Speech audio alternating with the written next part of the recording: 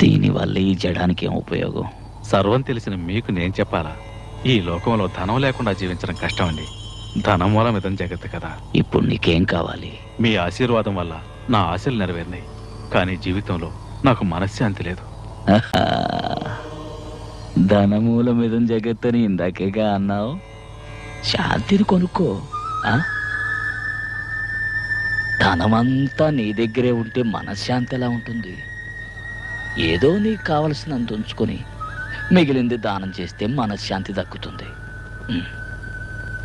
డబ్బు దోచుకునేవాడికి ఎప్పుడు మనశ్శాంతి ఉండదు. పుణ్యం దాచుకునేవాడికి ఎప్పుడూ తోడుగా ఉంటుంది. అవును, పుట్టేటప్పుడు ఏం తీసుకురాలేదు, పోయేప్పుడు తీసుకుపోయేది లేదు. ఇక దేనికయ్యా నీది నాదన్న స్వార్థం? అయ్యయ్యో, వెళ్ళు వెళ్ళు. ఇదిగా దీన్ని తీసుకుని లేని వాళ్ళకిచ్చాడు.